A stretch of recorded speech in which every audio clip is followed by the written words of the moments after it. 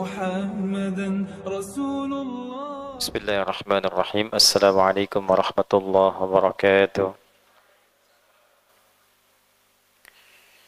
الحمد لله الذي فضل المعتكفين، والصلاة والسلام على رسول الله الذي أثقل المتقين وعلى آله وصحبه غر المحجلين إلى يوم الدين وبعد.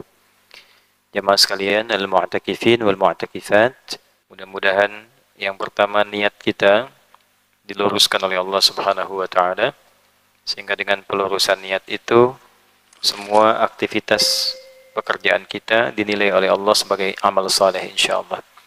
Yang kedua, semoga seluruh ibadah yang menyertai rangkaian Ramadan kita sampai detik ini berkenan diterima oleh Allah Subhanahu wa taala dengan penerimaan terbaik.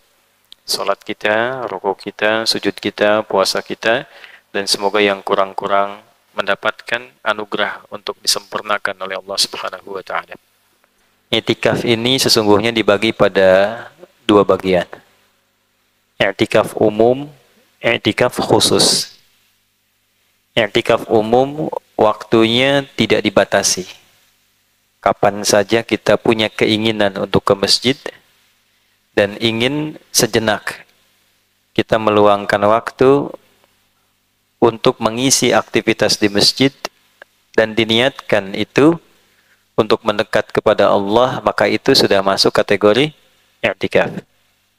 Sehingga para ulama memberikan kesan pada bagian yang pertama ini bahwa siapapun yang mampir ke masjid, bahkan kata Al-Imam An-Nawawi dalam salah satu kitabnya di At-Tibyan fi Adab Hamalatil Quran, masuk ke masjid saja dari luar kita sudah niat, padahal kita mau sekaligus menunaikan sholat fardu, lalu kita berniat i'tikaf, itu duduknya sambil nunggu sholat fardu, walaupun hanya 1 menit, 2 menit, itu sudah bernilai i'tikaf.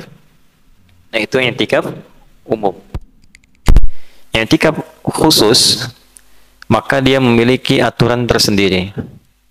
Dari waktunya, tata caranya, programnya, sampai standar keberhasilannya. Salah satu jenis i'tikaf khusus ini adalah i'tikaf yang langsung dipraktikkan dan dicontohkan oleh Nabi Sallallahu Alaihi Wasallam, khususnya di 10 hari terakhir Ramadan. Apa itu i'tikaf? Apa latar belakang yang menjadikan i'tikaf ini menjadi bagian dari ibadah? Apa keistimewaan i'tikaf? Apa agenda yang diprogramkan oleh Nabi untuk umatnya dalam i'tikaf? Dan yang terakhir, bagaimana parameter keberhasilan seseorang yang telah menunaikan i'tikaf? Maka 5 hal ini akan menjadi pembahasan kita yang semoga dibimbing oleh Allah Subhanahu wa taala sehingga dapat diuraikan dengan singkat, padat dan jelas, serta diberi kemampuan untuk mengamalkan apa yang telah dipahami itu. Jadi ada orang belajar belum tentu mudah paham. Ada orang bisa paham tapi tidak punya kemampuan mengamalkan apa yang dipahami. Islam mengajarkan meminta doa kepada Allah untuk diberi kemampuan cepat memahami dan mudah mengamalkan. Itulah sebabnya kita sering minta tolong pada Allah dengan doa yang sangat populer, Allahumma inni ala dzikrika wa syukrika wa husni ibadatik. Ya Allah, mohon berikan pertolongan kepada aku agar semua yang aku pelajari itu menjadi zikir, jadi mengarahkan untuk ingat dan dekat kepadamu. Yang itu kemudian aku syukuri, dan syukur itu membimbing aku untuk mengamalkan sesuai dengan petunjuk sebaik yang kau inginkan. Itu poinnya. I'tikaf asal kata dasarnya itu dari kata akaf namanya. Ain, kaf, dan fa. Akafa. Akafa itu asalnya fokus pada sesuatu yang saking fokusnya sulit dipalingkan. Orangnya disebut akif namanya. Orangnya disebut akif, perbuatannya akafa, orangnya akif. Contoh gini, saya sedang fokus pada kamera sehingga orang manggil, memberi isyarat itu tidak terrespon. Diabaikan saja, saking fokusnya kita. Nah itu orang Arab menyebutnya dengan akif. Contoh di Quran. Di Quran surah Al-Anbiya di ayat 52. Halaman 326 paling kiri di pertengahan di mushaf.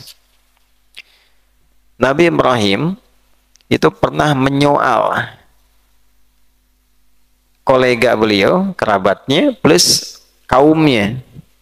Mengapa begitu fokus kepada berhala, sampai saking fokusnya sulit diingatkan, dipanggil nggak nengok, diingatkan nggak respon gitu.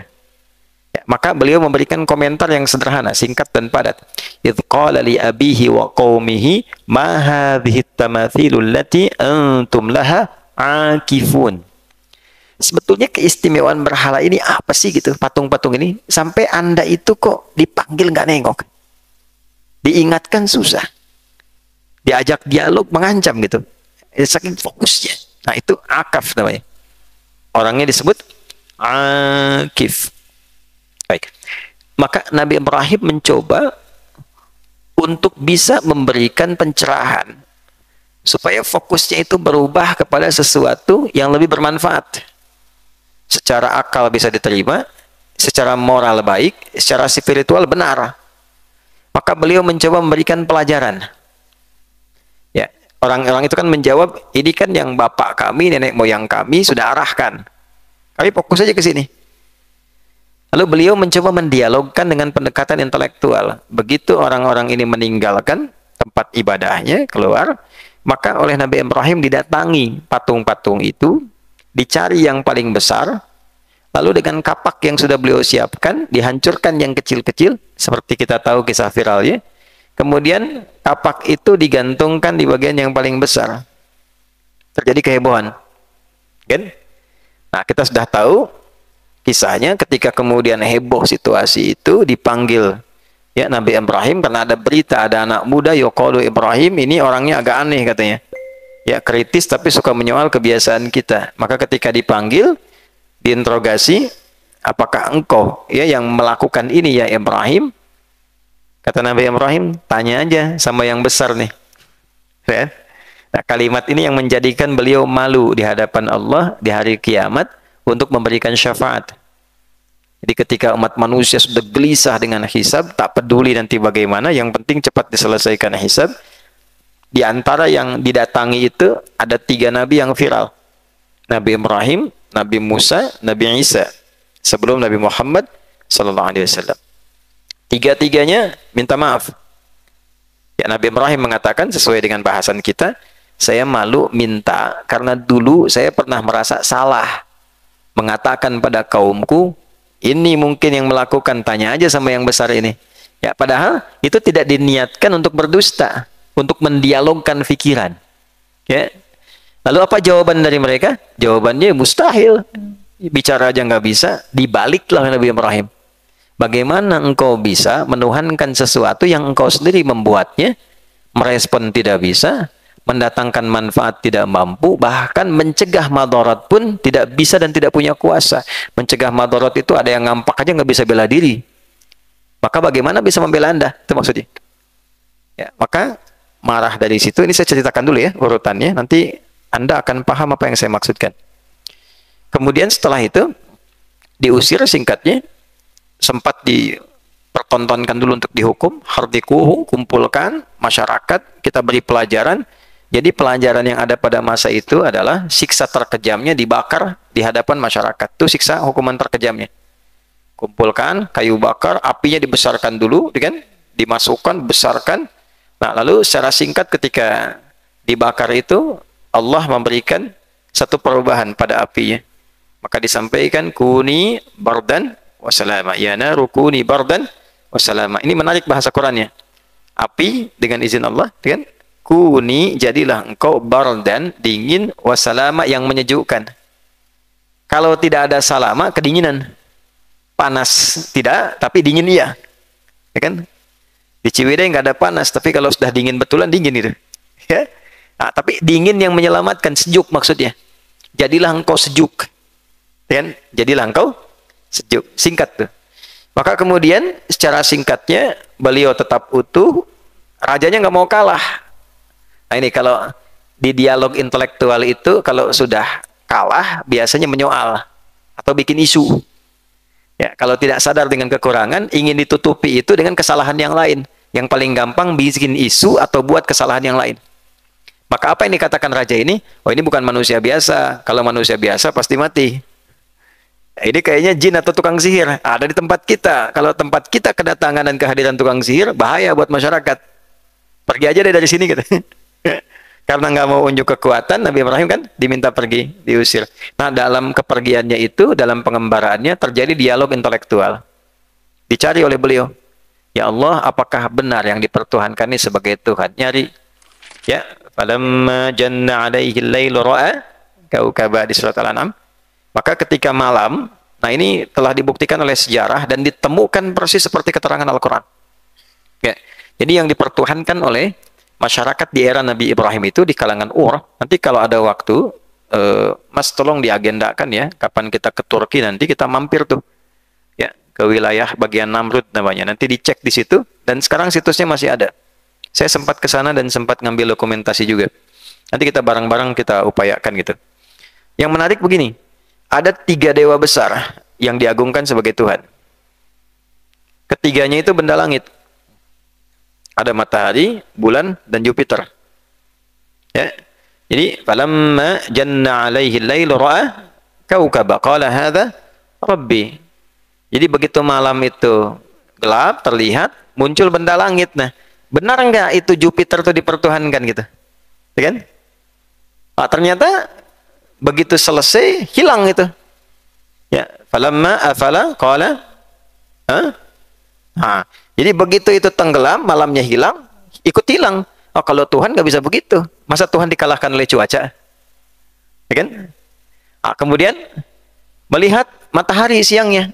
Falamma ra'a asy-syamsa bazighatan qala hadza rabbi hadza akbar. Begitu lihat matahari, kan ada dewa matahari itu. Ya, berarti yang pertama gugur tuh, Jupiter gugur. Kan? Lalu didialogkan lagi secara intelektual. Matahari ada dewa matahari, dicek matahari juga sama. Begitu kemudian masuk maghrib, tenggelam, malamnya nggak ada. Masa Tuhan tenggelam? Nah, ini nih. Makanya di dalam Islam tuh simpel aja. Kalau ngaku Tuhan tuh oleh Allah diberikan satu penunjuknya itu simpel. Firaun ngaku Tuhan, ditenggelamkan. Supaya kita bisa punya cerita Tuhan tenggelam gitu. Jadi nggak keren Tuhan ya. Ya kan? Namrud ngaku Tuhan, dimasukin nyamuk, masa Tuhan kalah sama nyamuk gitu. Ya. Nah, ini dialog yang sama. Matahari dipertuhankan, Tuhannya tenggelam. Masa Tuhan tenggelam gitu ya? Lihat bulan, ada lagi bulan, ada Dewi Bulan kan?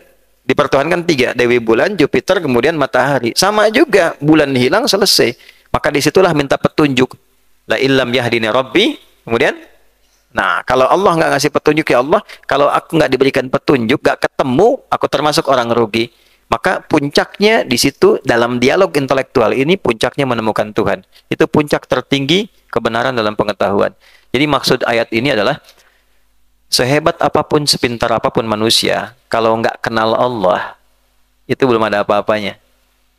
Jadi kepintaran tertinggi itu ketika mengenal Allah. Anda boleh kuliah, boleh sekolah, boleh sepintar apapun, hafal apapun.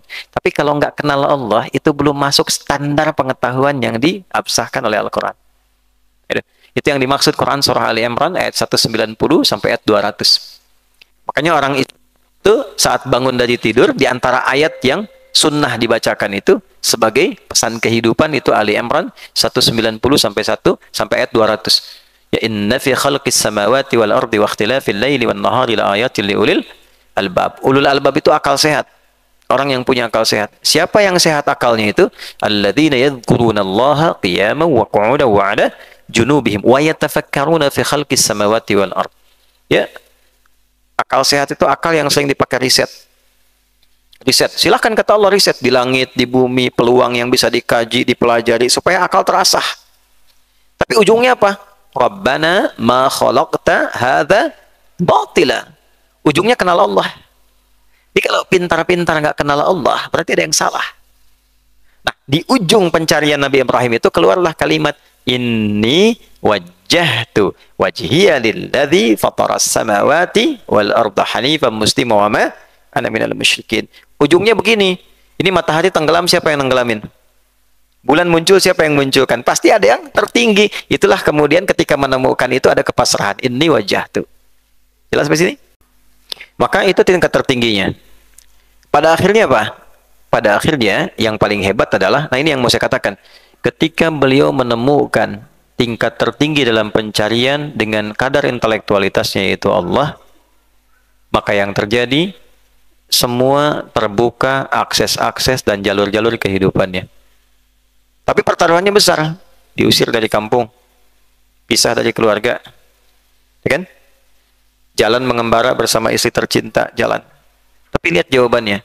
Dari sini perjalanan ini diabadikan nanti di Quran surah ke-19 Maryam dari ayat ke-45 sampai di ayat ke-50. Pada intinya, falamma i'tazalahum wa ma ya'buduna min dunillahi wa habna lahu Ishaq. Lihat runtutannya ya Pak ya. Nanti kita masuk ke apa yang kita bahas.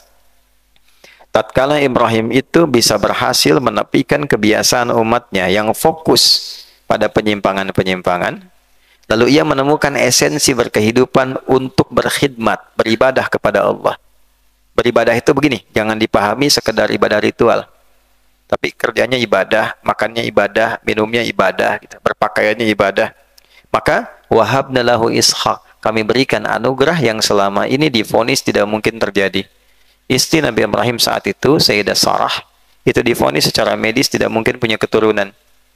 Karena monofus dan maaf mandul.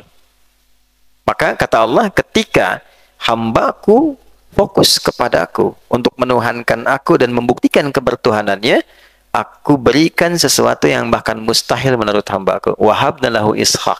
Istrinya disehatkan lagi, dan melahirkan keturunan, diberikan anak yang cerdas. Karena dialognya dari intelektual, maka yang lahir pun anaknya intelek, namanya Ishak. Jadi di Quran itu kalau Nabi Ishak gulamun alim, Nabi Ismail gulamun halim. Itu bedanya.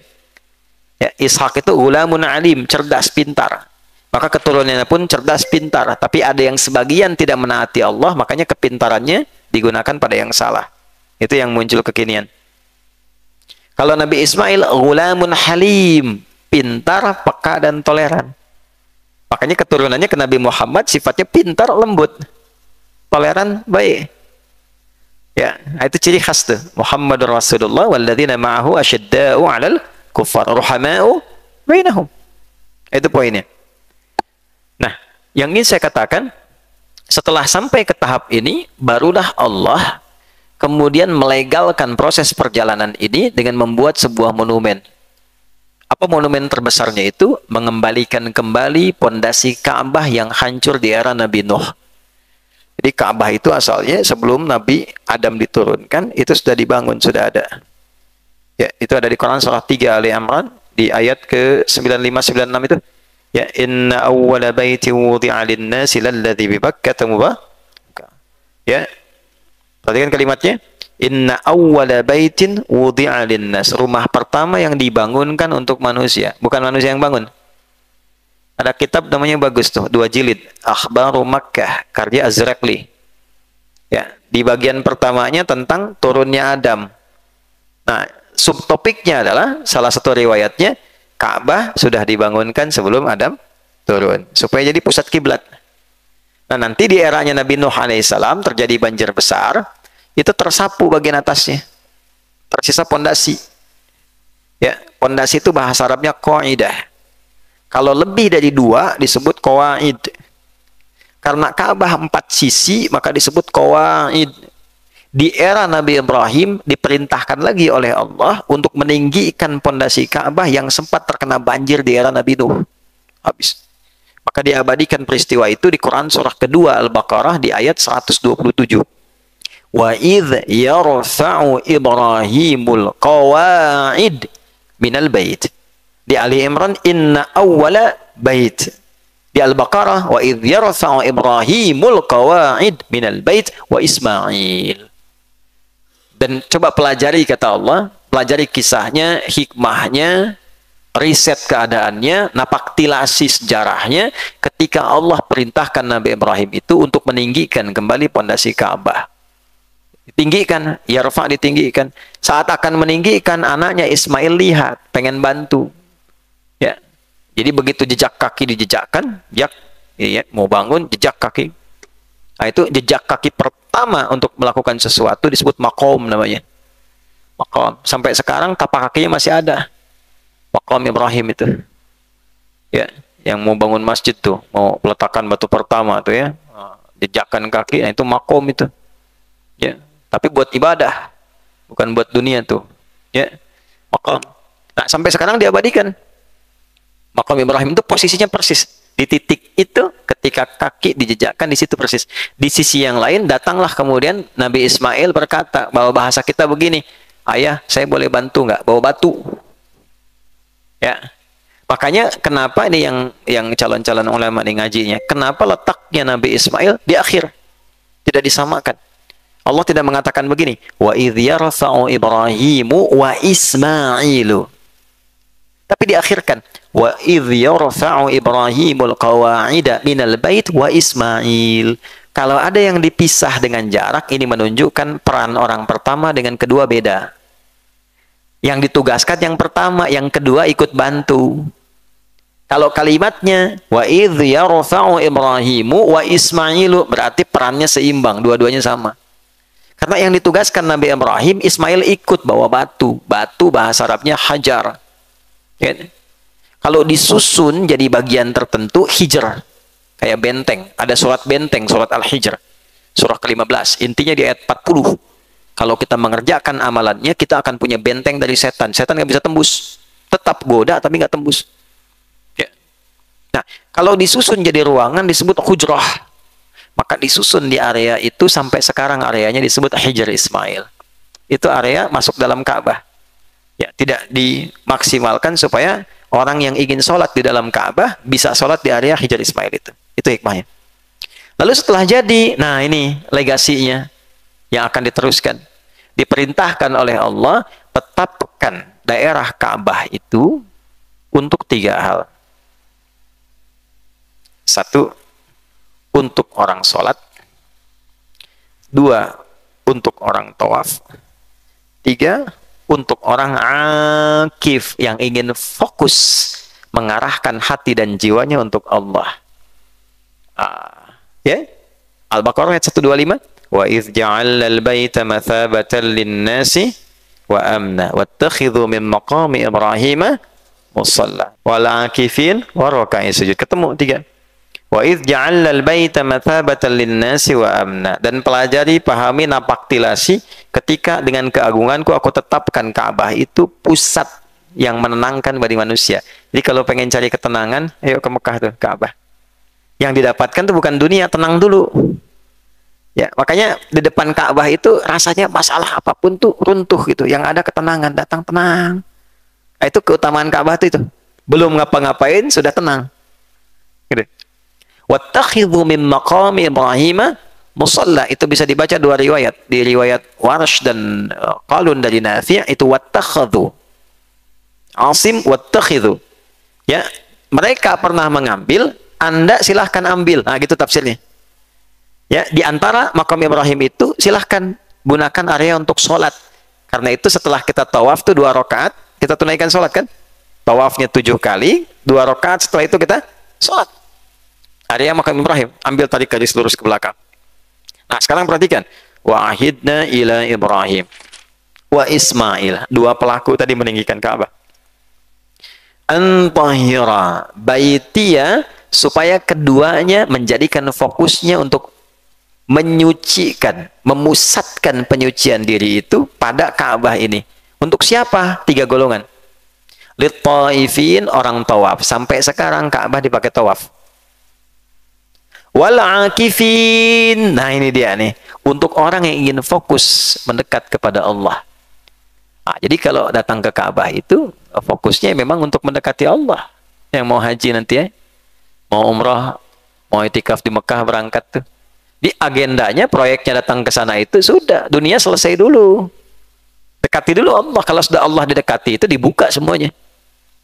Dibuka. Nah, ini seringkali motivasi berangkatnya justru untuk meluluskan keinginan dunia. Dikasih, ya, tapi kecil nilainya. Ya, karena jelas kalimatnya akifin. Akifin tuh fokus hanya untuk Allah ke situ tuh. Maksudnya ikhlas. Waruka'is sujud, memperbanyak sholat. Sampai sekarang orang tawaf ada, orang bersimpuh ada, orang sholat ada di area Ka'bah. Itu diantara keberkahan yang Allah berikan sejak era itu. Jadi Anda bayangkan, Nabi Ibrahim itu punya legasi merubah orang yang tadinya fokus dalam aspek duniawi saja sampai salah bertuhan, diarahkan lagi kepada fokus ukhrawi sehingga mendapatkan akhirat yang baik, dunia yang berkah. Itu yang kemudian melahirkan doa dalam haji, wa minhum may yaqulu rabbana atina fid dunya hasanah wa fil akhirati hasanah wa qina adzabannar. Nah, akhirnya apa? Sukses. Nabi Ibrahimnya sukses, pekerjaannya sukses, risalahnya sukses, disebut Khalilullah, wattakhadallahu Ibrahima Khalila. Nabi Ibrahim jadi orang paling dekat dengan Allah. Anak cucunya sukses. Ada yang dari keturunannya jadi Perdana Menteri, Nabi Yusuf alaihissalam. Ada yang keturunannya jadi orang hebat, orang kaya, jadi orang pemikir. Turun semua. Sampai ketika Allah menyebutkan Adam tunggal, Nuh tunggal, Ibrahim beserta keturunannya. Ali Imran ayat 33. Innallaha astafa Adam tunggal, wa Nuha tunggal, wa ala Ibrahim, dan keluarga besar Ibrahim. Jalurnya semua sukses. Bukan cuma Ibrahim ya. Jadi ternyata membangun kedekatan pada Allah, barokahnya itu bukan hanya untuk pribadi, tapi semua kolega yang terkait dengan orang yang mendekat pada Allah itu. Kalau ada ayah dekat dengan Allah, itu istri anak kebagian percikan keberkahannya. Kalau ada anak didekatkan dengan Allah, orang tua kebagian percikannya. Itu maksudnya. Sehingga jalur Sarah dengan jalurnya Hajar alaihi wassalam, itu dua-duanya berkah. Dari Sayyidah Sarah muncul siapa? Ishak. Dari Ishak dari siapa? Yakub. Dari Yakub dari siapa? Yusuf. Terus sampai ke Nabi Isa alaihissalam. Itu jalurnya. Dari jalur Sayyidah Hajar alaihissalam lahir siapa? Sayyidina Ismail. Dari Ismail siapa? Nabi Muhammad SAW. Ya, jadi jalurnya semua berkah sampai ke ujung. Sampai ke ujung. Maksudnya apa? Kalau kita ingin mendapatkan hal serupa, sukses pekerjaannya, pandai pengetahuannya, sehat fisiknya, bagus spiritualnya, yang pertama lakukan dekati Allah dulu. Fokusnya dulu ke Allah, fokuskan. Bahasa kerennya Al-Quran tuh gini. Kalau bertanya pada kita tuh ya, kalau kita ambil dengan bahasa simpelnya, sering kita ditanya, yang Tuhan siapa? Allah. Yang punya semesta siapa? Allah. Yang punya ilmu siapa? Allah. Yang punya rezeki siapa? Allah. Yang punya segalanya? Allah. Terus bahasanya keren tuh begini, engkau tahu yang punya aku, tapi engkau jauh dariku, terus meminta itu. Kan nggak masuk ke logika. Kan? Tahu yang punya rezeki Allah, tapi jauh dari Allah. Gimana bisa mendapatkan akses? Tuh. Untung Allah Rahman dan Rahim gitu ya. Kalau tidak, nggak bisa punya akses tuh. Ini. Nah, itu poinnya tuh. Karena itu fokusnya diganti. Arahkan ke Allah dulu, supaya lebih bisa mendekat. Begitu sudah dekat, terbuka akses, tinggal kemudian kita jalani. Kalau kita ingin merubah diri, membuat lebih fokus dan sungguh-sungguh untuk bisa memfokuskan diri kita pada satu titik tertentu, maka tambahkan kata dasar akafa dengan alif dan ta. Itu di ilmu sorofnya. Akafa, fokus, orangnya akif, ingin dirubah jadi bentuk usaha yang sungguh-sungguh untuk fokus. Tambahkan di depannya alif atau hamzah wasal. Kemudian setelah huruf kedua tambahkan ta. Jadi rumusnya ifta'ala, akafa, i'takafa. I'takafa, ya'takifu. Sifatnya disebut i'tikaf. Nah, ketemu sekarang ya. Jadi kurang lebih saya hampir setengah jam nerangkan tuh, intinya ini i'tikaf. Poin pertama. Jadi kalau kita ingin berusaha fokus pada satu titik sehingga yang lain kita abaikan dulu, itu sifatnya disebut i'tikaf.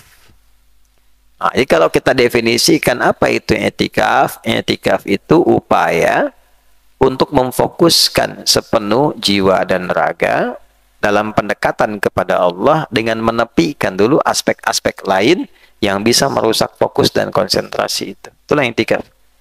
Asalnya itu. Nah, sekarang saya mau coba tanya begini dulu ya, gampangnya gini. Aspek akhiratnya dulu nih, karena kan itu yang paling real, pasti meninggal pulang, kan? Coba yang mau masuk surga siapa dong? Ah, kan? Jelas ya. Kang naikkan levelnya, surga Firdaus ya. Nah, itu tanpa ditawar sudah muncul ya. Oke. Sekarang kita tuntut logika berpikirnya. Pengen masuk surga, surga Firdaus, pengen dengan Nabi tingkat tertinggi. Clear. Balik tanya. Bekalnya cukup belum? Oh? Oke. Balik lagi tanya lagi, ya. Kira-kira dari kita 24 jam yang dipakai nyari bekal ke surga berapa jam? Ayo, dari sepekan 7 hari yang untuk bekal ke surganya berapa hari? Nah, sekarang kalikan bulan, dikalikan tahun, kalikan umur hidup. Gitu ya. Kalau susah, bikin setahun dulu. Ya, bikin setahun.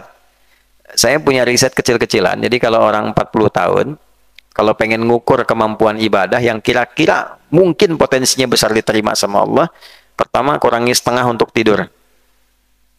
40 bagi 2. Nah, itu rata-rata 20 tahunnya dipakai tidur. Ya, jadi tidur siang, tidur malam, tidur capek, tidur ngantuk dan sebagainya, ketiduran, tidur-tiduran ada di situ semua. Intinya tidur, ya kan? Tinggal setengahnya. Jadi 20 tahun itu dipakai aktivitas. Baik. Yang jadi ibadah berapa tahun? Jangan terlalu pesimis lah, ambil 10 tahun. Baik. Jadi potensi kita usia 40 tahun, yang jadi ibadah 10 tahun. Yang ikhlas berapa tahun? Ambil tengahnya, 5 tahun. Jadi potensi 40 tahun, amal ibadah yang ikhlas potensinya 5 tahun. Dosanya berapa tahun? Ya kan belum bicara maksiat itu. Nah, terus klaimnya masih pengen surga Firdaus. Nggak apa-apa, harapan tertinggi, nggak apa-apa, wajar. Tapi sebetulnya hati terdalam kita menyadari, rasanya belum cukup. Nah, Nabi memohon kepada Allah langsung menunjukkan supaya kita diberi jalan singkat yang bisa menutup perjalanan kehidupan kita itu. Umur manusia rata-rata berapa? 60 lah ya. Kata Nabi itu, umri ummati ma baina sittin wa sab'in. Atau kama qala, umur umatku rata-rata 60 ke 70. Wa qalilu ma yazidu 'ala dzalik, sedikit yang melampaui itu.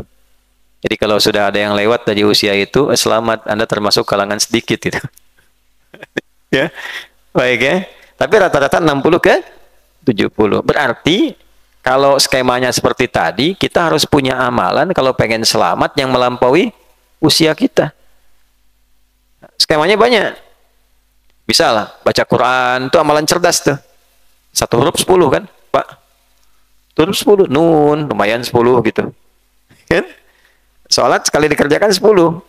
Jamaah 27, di masjid kali 25, lumayan. Infak harta, karena nggak semua orang bisa, nyari dulu, baru bisa zakat, kalikan 700 kali lipat. Paling sedikit. Karena nggak semua bisa dengan harta. Ya kan? Tapi kan dosa jalan terus gitu. Ukur lagi, naik lagi, hilang lagi, naik lagi, turun lagi. Rahmatnya Allah dengan keistimewaan Nabi ya, diberikan kesempatan setahun sekali untuk akselerasi peningkatan kuantitas dan kualitas pahala. Maka momentumnya diturunkan khusus di satu waktu saja di bulan Ramadan. Dan adanya malam. Sehingga dipaksa kita untuk mencari itu. Mahal, kalau hadiahnya power bank bisa setiap waktu. Ya kan? Hadiahnya apa? Satu anugerah besar dengan limpahan pahala yang lebih dari 1000 bulan. 1000 bulan itu kalau dikonversi kurang lebih 85 tahun lah. Jadi kalau kita beramal bersamaan dengan malam itu nilainya mengerjakan perbuatan itu 85 tahun tanpa henti. Husain baca Quran nih, Husain. Baca surat Qaf. Qaf, pas bersamaan dengan malam itu. Itu persis Husain baca Qaf 85 tahun tanpa henti. Nggak sekolah tuh, Qaf, Qaf, Qaf tuh. Sampai 85 tahun tuh. Umur aja nggak nyampe, tapi amalan melewati. Dan bonusnya dosa gugur. Dosa habis, amalan naik. Gitu kan? Siapa yang mau itu kalau ditawarin tuh? Ya, kerja sedikit, keuntungan banyak. Prinsip ekonomi kan? Kan? Ya, pasti pengen. Tapi untuk mendapatkan itu mesti fokus. tunda dulu dunia sebentar. Kan?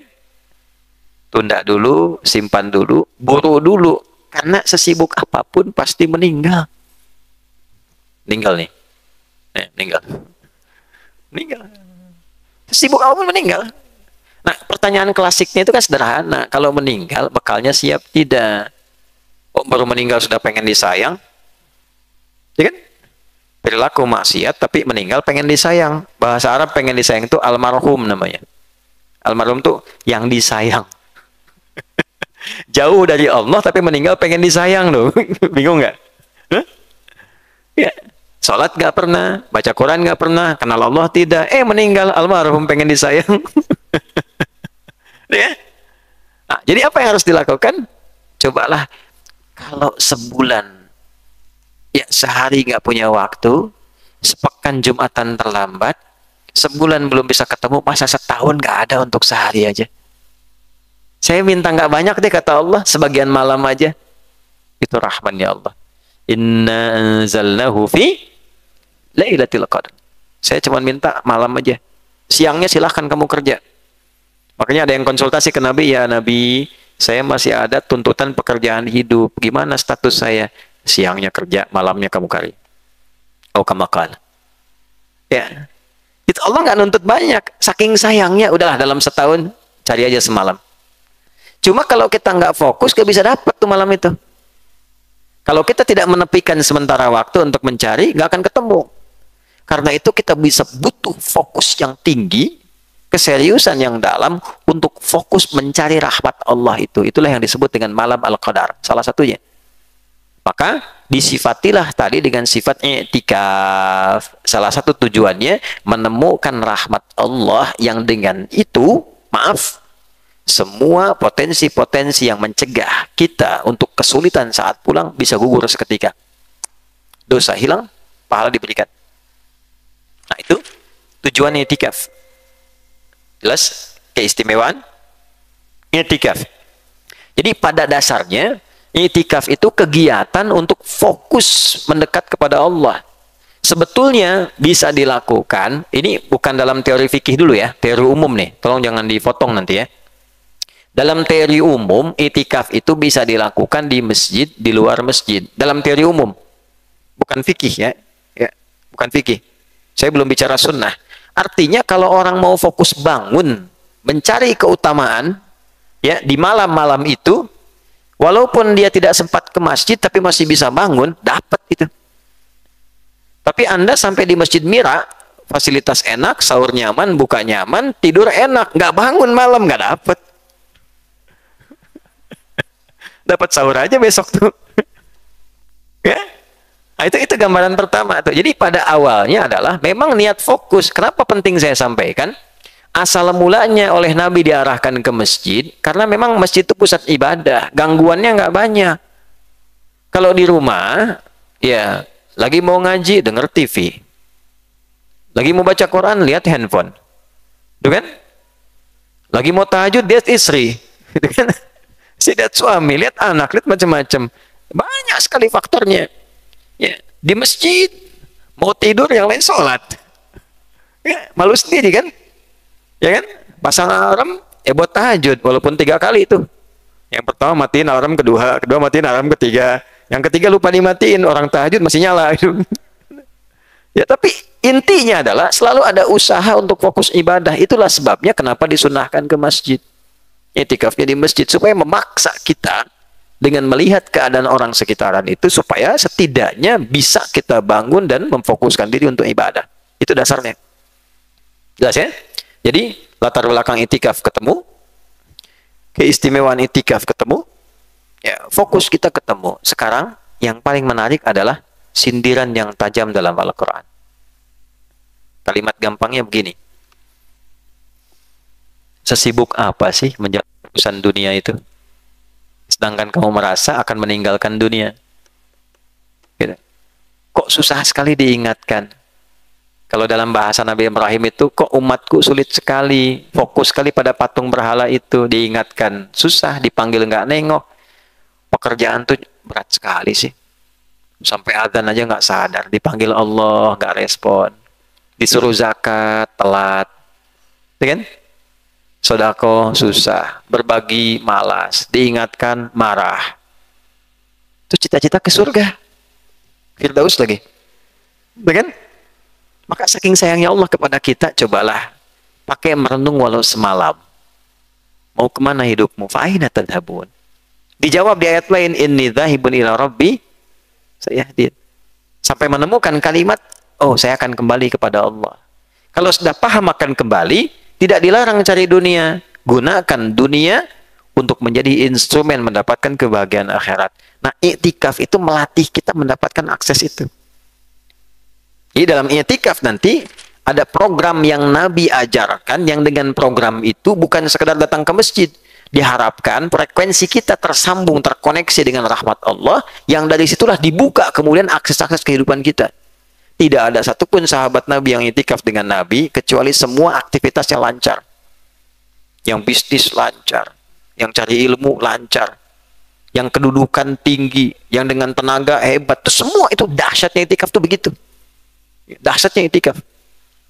Ya, karena itu ibadah ini tidak main-main. Nabi sampai mengatakan dalam komen Sayyidah Aisyah ya di Al-Bukhari nomor hadis 2024. Ya, au kama qalat, idza dakhalatil asyru, kalau 10 hari terakhir itu tiba Ramadan, syaddan Nabi sallallahu alaihi wasallam mizarahu. Nabi itu mulai mengencangkan sarungnya. Itu kinayah untuk menunjukkan kesungguhan ibadah. Sarung dikencangkan. Kemudian wa ahya lailahu, menghidupkan malamnya. Lebih naik lagi. Wa aiqadha ahlahu, dan menginformasikan, ngajak keluarganya. Ternyata i'tikaf itu ternyata amalan berjamaah, amalan keluarga. Ya, istri yang tidak berangkat ke masjid dikasih tahu, "Mah, malam bangun ya. Biar papa yang ke masjid, mama bangun malam. Sama-sama sholat." Itu sunnah Nabi. Kalau nggak penting, nggak mungkin diviralkan tuh. Ya, kalau nggak penting nggak mungkin. Jadi yang pertama yang ingin saya katakan, kalau ada amal yang walaupun sunnah ditekankan, berarti ada yang istimewa di dalamnya. Itu kuncinya. Ya, jadi kita masuk dulu ke aspek itu, latar belakang sudah, keistimewaan sudah.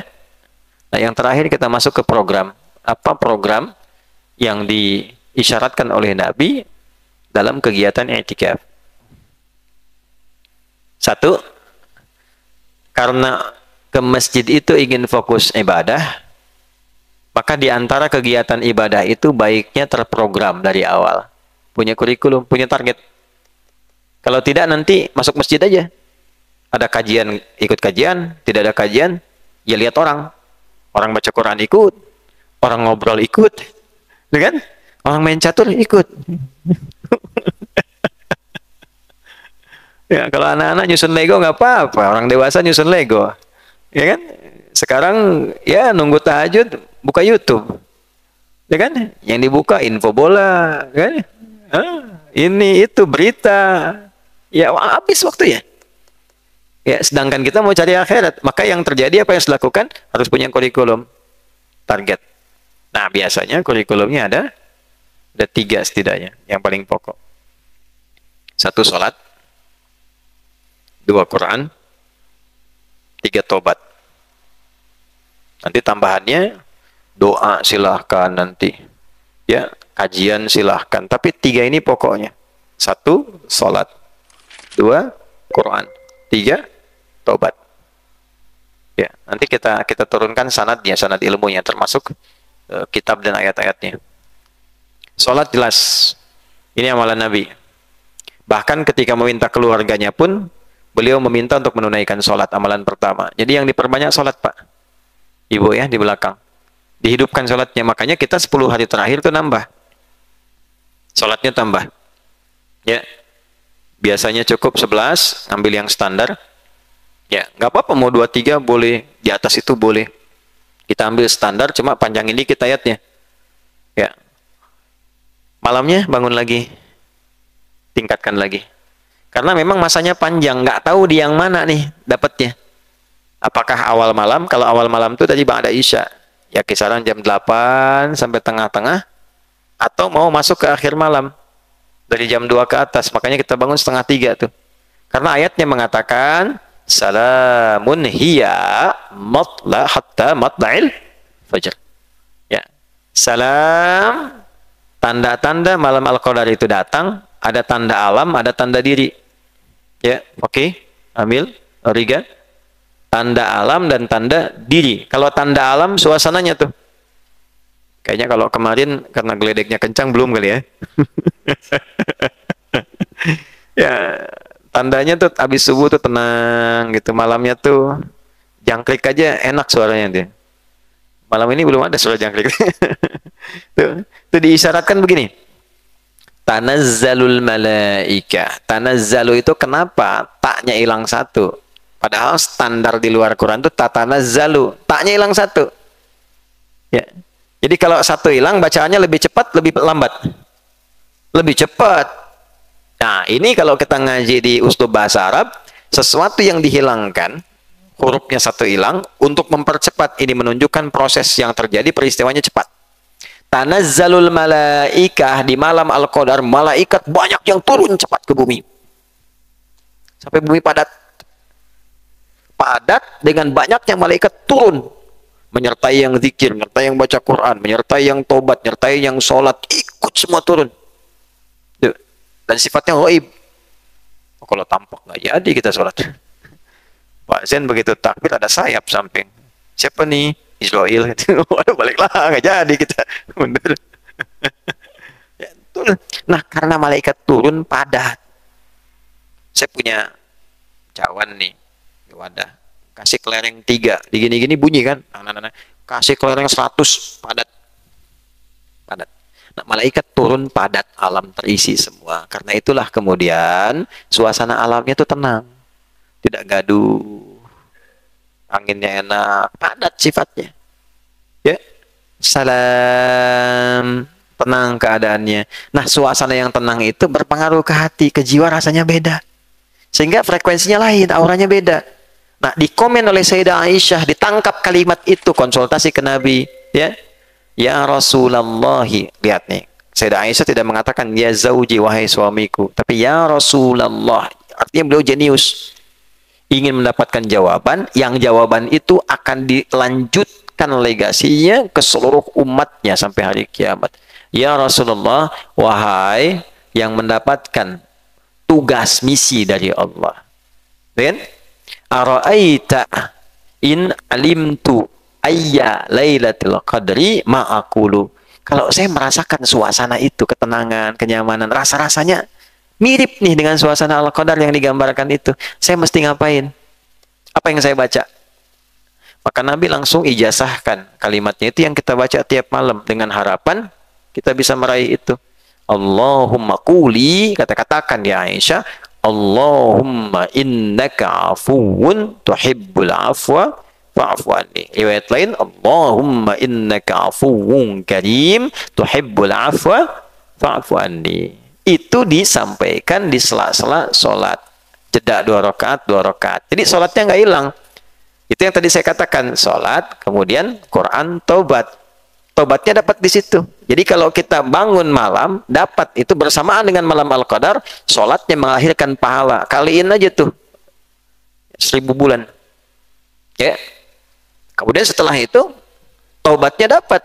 Dengan Allahumma innaka afuwun karim, ya Allah, engkau yang maha pemaaf. Engkau yang maha mencintai, menyayangi, tuhibbul afwa, engkau mencintai hambamu yang berpasrah kepadamu minta ampunan. Fa'fu anni, hamba mengaku hamba salah, mohon maafkan dan ampuni hamba. Turun ampunan langsung. Kecuali utang. Utang tetap dibayar. Enggak, karena catatan ulama hadis, di hadis ini begitu Pak. Berarti ulama tuh paham itu. Akan ada orang memanfaatkan dengan modus, Allah saja mengampuni, masa Anda tidak bisa melunasi utang? Kan? Nah, ini kata ulama fikih, dosa yang diampuni, utang tidak otomatis lunas. Jelas ya? Nah, hiya malam Al-Qadar itu hatta ya, matla'il fajar, sampai nanti waktu mendekat ke fajar. Tuh, dari ba'da isya. Malam tambah sholat, kejar. Kapan muncul? Bisa di awal, berarti sudah lewat. Bisa di pertengahan, sudah berlalu. Tapi banyak muncul di akhir. Nah, itulah 10 malam terakhir. Itulah sebabnya 10 malam terakhir Nabi langsung contohkan, jangan kendor, langsung fokus. Fokus. Karena Cuman setahun sekali. Kalau tahun ini nggak dapat, tunggu tahun depan. Kalau hidup. Ya. Kalau hidup. Tuh. Ya kan? Kan kita nggak tahu kapan meninggal. Ya. Bisa Iqbal duluan, saya belakangan. Bisa. Atau memang berganti. Saya belakangan, Iqbal duluan. Mungkin. Ya, intinya pulang kan, Pak. Meninggal juga kan? Iya. Ya, belum tentu tahun depan kita ada. Karena itu setiap tahun cuma sekali datangnya. Ya. Nanti di akhir saya coba share petunjuk guru cara paling efektif mendapatkan malam Al-Qadar. Dan insya Allah pasti dapat. Nggak dapat, pasti dapat insya Allah. Itu rumus tuh, Pak. Cuma kita selesaikan dulu kan, belum selesai materi kita. Jadi itu amalannya. Satu sholat, yang kedua tobat, tinggal Quran. Nah, Quran ini kenapa dikuatkan bukan hanya dalam konteks dalil, tapi Nabi sendiri langsung melakukan itu bersama dengan Jibril. Hadisnya dari Ibnu Abbas radhiyallahu taala anhuma. Ya, kana Nabi sallallahu alaihi wasallam adalah Nabi sallallahu alaihi wasallam ajwadan nas, orang paling lembut, paling baik, paling dermawan. Wa kana ajwada ma yakunu fi Ramadan. Dan kalau Ramadan tiba lebih lembut lagi. Lebih baik lagi, senang berbagi lagi, sampai-sampai angin-angin yang bertiup sepoi-sepoi itu kalah kelembutannya oleh Nabi. Ini angin sepoi-sepoi nih. Oh, ngantuk kan? Nah, itu masih kalah oleh kelembutannya Nabi. Cuma lembutnya Nabi itu ke jiwa masuknya. Ya, bukan ke mata. Kalau ini kan ke mata masuknya tuh. Ya kan? Nah, makanya bawahnya ngantuk tuh. Kalau Nabi lembutnya ke sini masuk ke hati. Jadi di matanya keluar air mata langsung. Ya kan? Kalau ke sini kan keluar mata air tuh. Ya, matanya butuh air supaya nggak ngantuk gitu. Nah, ini tembus ke jiwa. Jadi kalimat Nabi itu saking lembutnya, nggak perlu marah-marah tuh orang sadar gitu. Cuma lihat aja orang tobat. Lihat. Itu ada sanad ya, Pak. Jadi kalau sudah semakin takwa itu meningkat, ada orang yang lihat gambarnya aja, itu sudah sadar gitu. Dulu viral di kalangan ulama, kalau beberapa ulama itu sedang gelisah, dia akan datang ke tempat ulama lain, hanya untuk melihat wajahnya terus pulang lagi. Banyak yang begitu. Ya, loh kok tumben datang balik lagi katanya. Yang lain komen kan, saya tuh sedang futur, sedang turun semangat saya. Saya cuma pengen lihat Syekh itu, begitu saya lihat naik lagi, udah saya pulang lagi. Ya. Makanya orang sekarang gampangannya bikin foto lama dilihat kan, bukan dikultuskan. Cuma pengen lihat, motivasi lagi. Kan? Nah, anak milenial itu Ronaldo, Messi, kan? Apalagi tuh, ya. Nah, cobalah yang soleh-soleh, yang baik-baik itu kumpulkan. Balik, ya. Nah, dengan malaikat Jibril itu tadarus Quran. Ya'tihi Jibril alaihissalam fi kulli lailatin min Ramadan. Khususnya saat Jibril datang setiap malam Ramadan. Nah, 10 malam terakhir itu meningkat aktivitasnya. Meningkat interaksinya dengan Al-Quran. Kenapa Al-Quran? Karena Al-Quran itu amalan jariah paling tinggi, sedekah jariah paling tinggi. Dan gratis, Pak. Semua orang bisa. Kalau pakai harta, harus ada harta. Tapi Al-Quran, yang tak punya harta bisa baca. Gitu. Satu hurufnya berapa? Itu di luar Ramadan. Ramadan bisa dikali lagi. Minimal 10 kali lipat. Jadi kalau kita baca nih Al-Quran, di malam-malam, bertepatan dengan malam Al-Qadar, 10 hari terakhir juga saya, bertepatan dengan itu nilainya, satu hurufnya, dikali 100, dikali 85 tahun. Coba. Ya. Nun, pas malam Al-Qadar, baru baca Nun, meninggal, misal gitu kan. Nun, plak, meninggal, misalnya kan. Niatnya ikhlas buat baca Quran. Itu dapat pahala, satu huruf kali 100, 100 kali 85 tahun tanpa henti. 8.500 tahun bacaan Nun.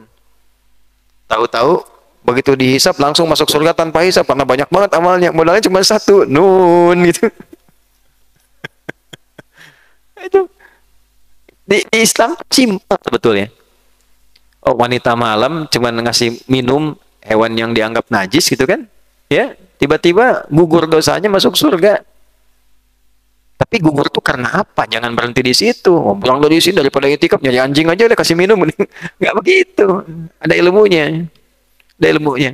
Nah, ini Quran itu maksudnya. Jadi kalau sudah ngaji Qurannya betul, manfaat kedua merubah kita jadi baik. Jadi ada dua amalan yang kalau kita kerjakan itu dampak keberhasilannya dilihat pada akhlak. Satu sholat, kedua Quran. Yang lagi menghafal-hafal Quran nih. Bukan dilihat pada berapa banyak ya. Walaupun banyak itu penting nanti untuk menguatkan keadaan diri kita ya. Dilihat pada dampak Quran itu kepada pribadi kita. Wa minhum zalimun li nafsi wa minhum muqtasid wa minhum sabiqun bil khairati biiznillah. Itu pengakuan langsung yang Allah tegaskan. Saya hanya mengakui orang berhasil baca Quran, ngaji Quran, ngafalin Quran, standar saya kata Allah jika Quran itu merubah dia menjadi pribadi yang baik. Jadi kalau i'tikaf itu kita perbanyak ngaji Quran, standar keberhasilannya pasca i'tikaf kita berubah jadi lebih baik. Kalau usaha-usaha yang baik, kerja-kerja yang baik, belajar-belajar yang baik, berakhlak yang baik, itu berhasil. Ya. I'tikafnya 10 hari, nggak pulang-pulang di masjid, rajin, Qurannya khatam 10 kali juga. Ya, tapi keluar dari masjid, ributnya nomor 1. Mencelanya juara gitu kan. Nah, berarti ada yang tidak sukses. Ada yang tidak sukses. Salat juga sama standarnya. Inna salata tanha 'anil fahsya. Ada perubahan, maka standar pertama keberhasilan i'tikaf itu standar pertamanya ada perubahan pada aspek yang lebih baik gitu. Satu dulu. Jadi yang diinginkan oleh Allah itu baik dulu. Kalau sudah baik, baru dunia dibuka. Nah, ini belum baik, pengen dunia. Nanti ngolahnya nggak baik. Belum baik, belum bisa ngolah, dikasih. Anak belum bisa main sepeda, baru 5 tahun, Pak. Minta sepeda yang tinggi, belum bisa pakai, dikasih, rusak. Terus minta motor dikasih juga. Berbahaya. Belum bisa ngolah, sudah minta. Anak kan kalau minta nangis. Kan? Orang tua mengerti, ini belum cocok gitu. Nah, ini sama saja dengan logika yang sama kita bawa. Belum baik, sudah minta banyak. Maka yang Allah inginkan baik dulu. Wa may yakhruj min baiti muhajiran ila Allah wa thumma yudrikul maut faqad waqa'a ajruhu ala Allah. Kalau dalam prosesnya kemudian kita wafat, tetap ditulis oleh Allah. Si fulan, tuliskan malaikat, dia sudah diterima taubatnya, sedang berproses jadi orang baik. Kalau lulus i'tikaf masih hidup, apa yang berlaku?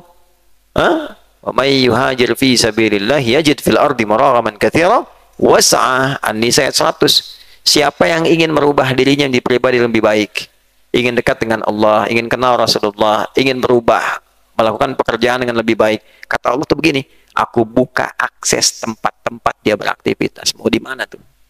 Proyek dibuka. Tapi caranya baik. Caranya baik. Tempatnya baik, caranya baik, dapatnya baik gitu. Bergaul dengan orang-orang baik. Lalu wasa'ah, aku berikan kelapangan pada hatinya. Nah, di pulang i'tikaf itu lebih lapang, lebih tenang, lebih cerah. Ya kan? Sahur telat dikit, tenang gitu. Sahur telat dikit nyari pemanas. Panas. Aduh, itu ya. Makan mie air dingin ya apa-apa. Alhamdulillah. Tapi kan kita belajar kematangan diri itu. Ya. Mana Rozik? Zik. Paham ya? Insyaallah ya. Nah, itulah i'tikaf. Jadi agenda yang diutamakan tuh Quran. Karena itu kita insyaallah ini ada 21 yang putra saja. Yang dibuka standnya mau waktunya kapan aja. Tinggal pilih nih wajah-wajahnya, Pak ya, mau datang, mau tahsin, ada, mau sama yang kecil juga ada banyak tuh. Kalau kira-kira mau menghentak jiwa kita, masa anak kecil bisa, saya yang pernah kecil nggak bisa gitu kan, bisa gitu ya. Dengar, itu ada yang dewasa, ada beberapa, ada yang dari luar, ada yang dari sini. Ada yang mau cek hafalan boleh minimal Al-Fatihah. Jadi yang i'tikaf di sini nggak usah malu, cek Al-Fatihah. Saya ketika keluar sudah bisa bacaan lebih baik dan benar. Kemudian kita sholat, kita latih. Ya, tiap malam kita coba optimalkan. Lalu ini yang secara personal, taubat. Karena taubat itu sensasinya ke masing-masing, yang tahu dosanya pribadi. Ya, kalau kita berdoa doa umum saja, tapi pesan saya, ketika dibacakan kalimat taubat itu rasakan dosa apa yang pernah dikerjakan. Itu biasanya rasanya lebih dalam. Ya. Sujud, pas sendirian minta sujud. Itu kalau kita rasakan sambil minta, ya Allah, Allahumma innaka afuwwun karim tuhibbul afwa fa'fu anni. Ingat dosa kita itu baru terasa sampai getarannya itu, sampai diibaratkan kata Nabi, famakin sujudaka, kuatkan sujudmu, kening kerasa, ketubuh kerasa, nyaman. Lama nggak bangun-bangun sujud. Oh, rupanya ketiduran. Ya, misal gitu ya. Nah, itu kurang lebih terkait dengan i'tikaf. Waktunya khusus 10 hari terakhir dibagi dua, i'tikaf penuh siang dan malam, i'tikaf temporer, istilah sekarang on off, malamnya dikejar, siangnya beraktivitas. Itu sudah ada di era Nabi Shallallahu Alaihi Wasallam. Yang penting adalah bagian dari itu kita bisa amalkan sunnah nabinya, itu poinnya. Sedangkan untuk mendapatkan malam Al-Qadar, cara cepatnya gampang, tiap malam ibadah, itu aja. Walaupun sedikit kita ambil waktunya. Nggak, kalimatnya seperti sederhana. Pasang alarm. Malam aja. Dari jam 10 ke atas sampai menjelang subuh. Waktunya sampai waktu sahar. Jadi kalau sekarang lah langsung sampai jam 4 lah misalnya. Ambil dari jam misalnya 10 ke jam 4. Pasang alarm yang nyantai di mana. Begitu alarm bunyi, kalau bisa tuh bunyinya suara kita aja. Adi, bangun, adi, masih tidur aja, bisa gitu kan? Ya. Bangun kedua, adi, meninggal kamu, bangun, bisa kan? Ya. Supaya kita sadar sendiri dengan suara kita sendiri. Misal, dulu saya begitu Pak, pakai suara saya sendiri, gitu kan? Bangun, saya bangunin sendiri gitu. Nah, jadi kalau sudah dapat itu isi, sholat walaupun 2 rakaat, ngaji walaupun 1 ayat, tobat walaupun 1 kalimat. Kalau itu konsisten setiap malam sampai akhir, insya Allah dapat. Insya Allah dapat. Ini caranya kata ulama tuh sederhana. Jadi kalau kita ngitung begini, malam 27 aja, turunnya 26. Pas 27 ke masjid, malaikat tawa ini udah lewat. Ya kan? Ya. Gampangnya, apalagi sekarang ganjil semua. Itu kan? Karena ada perbedaan pendapat jadi ganjil semua kan? Ya kan? Sekarang kita 22, yang lain 21. Tiap hari ganjil terus tuh. Ya. Jadi sebetulnya ganjil genap tuh nggak penting. Ganjil genap tuh jadi penting saat ke Jakarta. Jam-jam pagi, jam 10 sampai jam 4 sore. Ya pagi-pagi itu penting. Kalau malam-malam terakhir itu tidak terlalu penting. Memang ada hadis-hadis spesifik menunjukkan bahwa Allah itu tunggal, witir, mencintai yang ganjil-ganjil. Kemudian pernah turun di waktu-waktu ganjil. Pernah 23, pernah 27, pernah. Ya? Tapi sifat nabinya memburunya di 10 malam terakhir. Dioptimalkannya. Artinya bisa turun di genap juga. Tahun kemarin 24 rasanya. 24 tuh. Rasa beda gitu. Tuh kan? Ya, ada yang sampai menyimpulkan setiap orang bisa merasakan perbedaan itu. Tapi ya jangan dibatasi pada satu titik. Kejar setiap bagiannya. Insya Allah dapat. Ya, nah kurang lebih seperti itu apa yang bisa disampaikan. Jadi ukurannya satu, membuat pribadi kita berubah lebih baik. Satu. Yang kedua, kebaikan itu mendorong kita lebih dekat dengan Allah. Jadi setelah i'tikaf, setelah Ramadan, justru makin rajin. Lebih baik, lebih lembut, rajin ibadahnya gitu ya. Yang ketiga, lebih optimis menjalani kehidupan. Lebih semangat, kerja semangat. Ya, semangat. Tugasnya apa? Adil dikerjakannya. Jangan nuntut hak, kewajiban nggak dikerjakan. Ya, kerjaan lakukan, lebih semangat lagi. Makanya saat-saat saat-saat Ramadan itu justru sejarah menunjukkan perjuangan umat Islam lebih kuat. Perang Badar Ramadan, Fatu Mekah Ramadan. Oke. Dan kita merdeka pun bulan Ramadan. Jelas ya? Nah, jadi saya kira itu yang kita bahas di malam hari ini tentang i'tikaf. Ada kesimpulannya dan intisari bahasan kita saya sudah tuliskan dalam 1 mungkin 2 halaman yang bisa dibaca. Itu insya Allah lebih terukur dan lebih sistematis. Itu yang bisa disampaikan. Semoga Allah berikan manfaat untuk kita semua dan memberikan konsistensi pada kita untuk senantiasa komitmen beribadah dengan baik, bersosial dengan baik, dan mudah-mudahan wafat dalam keadaan yang baik. Allahumma taqabbal minna innaka antas sami'ul alim wa tub 'alaina innaka antat tawwabur rahim. Allahumma ij'alna minal mu'takifin as-salihin waj'alna min ibadikal muttaqin.